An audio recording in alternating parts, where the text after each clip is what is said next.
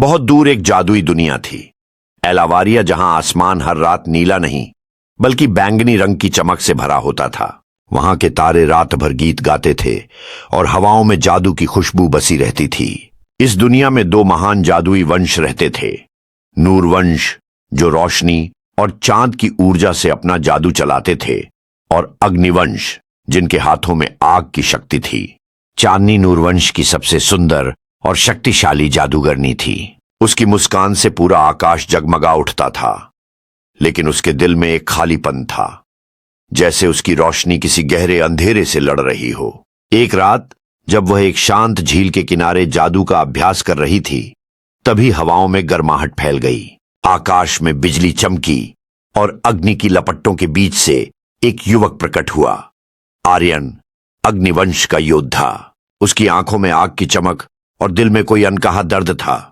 चांदनी और आर्यन की पहली मुलाकात में ही दोनों की शक्तियां टकरा गईं, लेकिन उस टकराहट में कुछ टूटा नहीं बल्कि कुछ जुड़ गया। उनकी रोशनी और आग ने मिलकर एक नया रंग बना दिया, गुलाबी सुनहरी आभा जो पहले कभी किसी ने नहीं देखी थी। धीरे धीरे उनकी मुलाकातें बढ़ने लगीं, छुप छुप कर। वे एक दूसरे के जादू में नहीं, एक दूसरे की रूह में खोने लगे थे। चांदनी की ठंडी रोशनी आर्यन की जलती आत्मा को शांति देती थी, और आर्यन की गर्माहट चांदनी के दिल की उदासी को पिघला देती थी। लेकिन प्यार करना आसान नहीं था।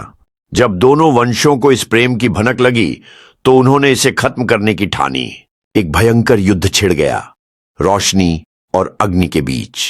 आकाश लाल हो गया, धरती कांप उठी, लेकिन उस जंग के बीच भी चांदनी और आर्यन का प्यार अडिग रहा। आखिर में अपने प्रेम की ताकत से उन्होंने दोनों वंशों को यह दिखा दिया कि रोशनी और अग्नि साथ मिलकर एक नई दुनिया बना सकती है।